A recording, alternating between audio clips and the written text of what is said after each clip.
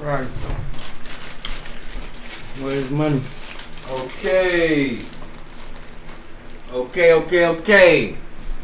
We on one topic that is the topic of topics.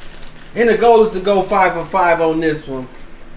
Welcome to the end of poverty. This is the 5th audio podcast, whatever you want to call it. And it's all about answering the question of what is money?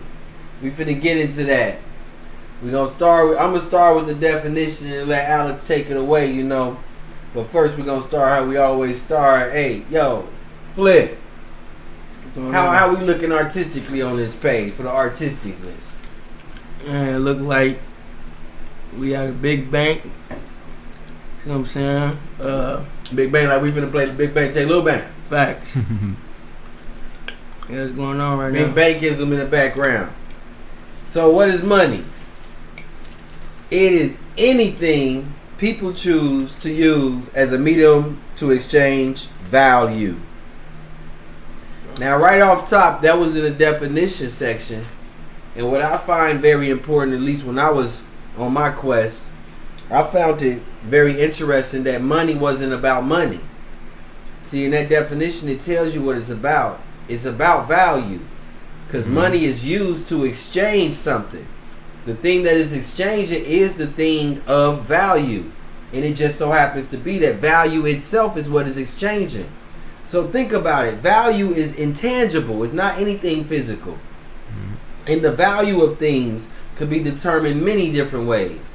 And when we got anything of value, whatever that value is, it could be exchanged with money. And you can use anything as that medium. So when I look at this definition, I found it interesting that anything can be used as money as long as the people choose it.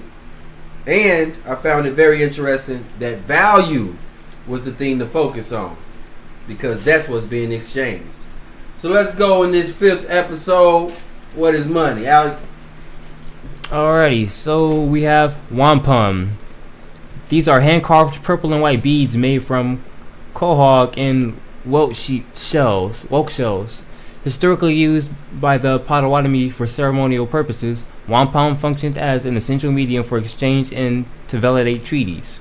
The process to make wampum was labor-intensive with stone tools. We also have now that was a form of money. That was in our tradition, because we Potawatomi specifically, the Caldwell family, come from the lineage of Billy Caldwell Jr., who was the signatory on the Treaty of Chicago, Treaty of Fort Wayne, and the Treaty of Detroit. Nevertheless, we here to say wampum we used to utilize as our form of money. That's an example. We're going to go through some other examples here just to elaborate on the fact that anything can be used. Alrighty, next we have furs and pelts. Beaver pelts were the most significant trade items. Because of their high demand, they were often used as a standardized unit of value in regional trade. We also have tobacco. Serving as a bedrock for the southern economy, tobacco was... Before we get to tobacco, let's just talk about that furs and pelts. What you notice about the world is, whatever the form of currency is, it really determines how the world is ran. You see, when furs and pelts were used, that's when you got around the times of the formation of the Northwest Territories, which is the first territories that were formed to establish what is currently called the United States. Now, during that time, furs and pelts were traded heavily. So you have a lot of wars over these furs, beaver furs, raccoon furs, different furs and pelts. And the wars would be about that form of currency. You know, now let's talk about the tobacco. Right, so serving as the bedrock of the southern economy, tobacco was so widely accepted that it was designated as official legal tender in the Virginia colony as early as 1619. Farmers deposited their harvest in official warehouses and used paper warehouse receipts as currency. So tobacco, which is a commodity, was used as a form of currency. So there is commodity currency, commodity money. And that's another thing is cotton. If we talk about the United States and America, period, before even United States was formed, cotton was a big industry. There were bonds and money issued from the South that was backed by cotton. Even in the North, during the wars between the North and the South, both sides were issuing money that was backed by cotton. When you do research, you'll see Netherlands was one of the biggest purchasers of the notes that were backed by cotton from the South. We can get into all of that. Mm-hmm. Nevertheless, the wars were fought over that cotton, and the money was based on the cotton. That's how important some commodities are at some times of the world. Exactly. Nevertheless, when you use commodity as your form of currency, you limit it to the amount of that commodity you can get. Mm-hmm. Okay? Next one, we have food and tools. Corn, dried meat, maple sugar, copper nuggets, and flint were frequently exchanged to fulfill mutual community needs. Following European contact in the 17th and 18th centuries, trade patterns shifted rapidly. The Potawatomi heavily participated in fur trade, exchanging their goods for manufactured European items like iron tools, knives, axes, and copper kettles. Country pay. In isolated farming communities, everyday items like corn, wheat, pork, and even iron nails were assigned specific monetary values and traded directly, which was collectively known as country pay. While these items solved immediate economic needs, their values fluctuated wildly based off a seasonal harvest and international demand, eventually leading to the creation of colonial paper money and standardized foreign coinage.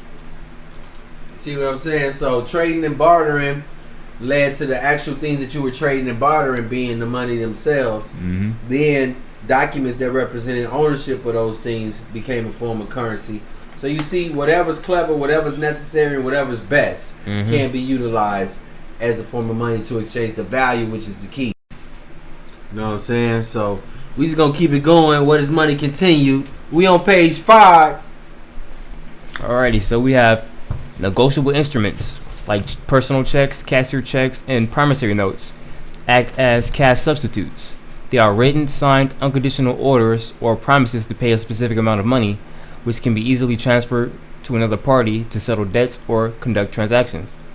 In the United States, the issuance and transfer of these instruments are primarily governed by Article 3 of the Uniform Commercial Code, UCC.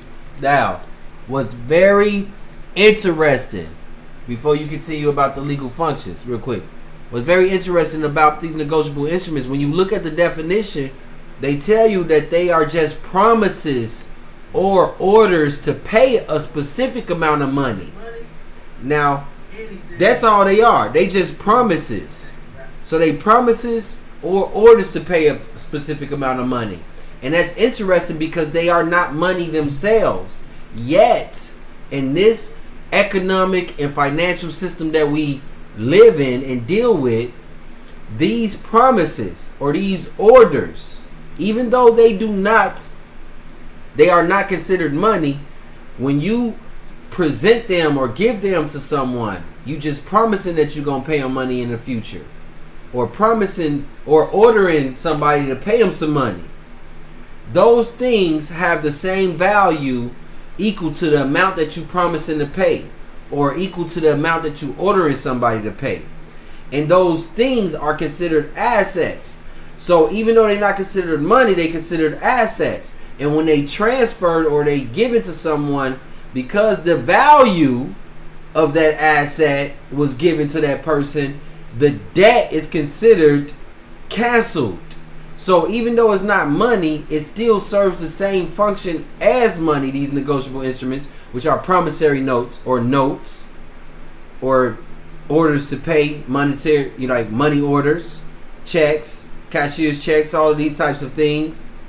And it's very interesting to know that, because though they're not money, they can be used just like money in the system of things. Now, to legally function as a negotiable instrument, a document must meet several strict conditions. Writing and signature. It must be a written, signed document. Unconditional promise. It must contain an order or promise to pay that relies on no external conditions. Fixed sum. The exact amount to be paid must be clearly stated. Time of payment. It must be payable either on demand or at a definite future time. Payee designation. It must be payable to a specific person, their order, or to bearer, which is the holder of the document. Negotiable instruments transitioned from credit extensions to general cash substitutes between the 11th and 18th centuries. Prototypes emerged in the 8th century, but modern widespread acceptance began with the invention of the endorsement in 16th century France in the statute of Anne, that's 1704 in England, which made promissory notes legally binding cash equivalents. Now we got some history. The evolution unfolded through several major milestones. 8th to 12th century, Middle Eastern and early Italian merchants developed prototypes like the Salvagia to transfer funds across regions without physical risk of transporting gold and silver. In the 13th and 15th centuries, bills of exchange became popularized and standardized across across Italian banking centers, allowing merchants to settle foreign debts safely. 16th century, French merchants introduced concept of endorsement, transforming previously rigid paper contracts into highly transferable assets that could change hands multiple times, just like currency. 1708, the British Parliament enacted the Statute of Anne, legally recognizing promissory notes as negotiable instruments that could be transferred to third parties to settle debts. In the 19th century, codifications like the U.S. Negotiable Instrument Law that took place in 1896 and the UK's Bill of Exchange Act that took place in 1882 established standardized legal definitions, fully cementing instruments like checks and drafts as universal cash substitutes. So, cash substitutes, y'all heard that? Most 99.999% of things that are exchanged in value that's used and people call money are truly cash substitutes.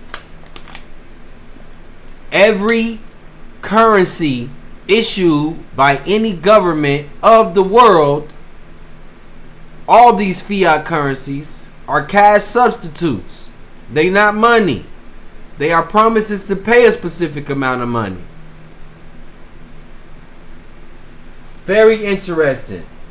Very interesting. And all you need to know now is we done went 5, 4, 5.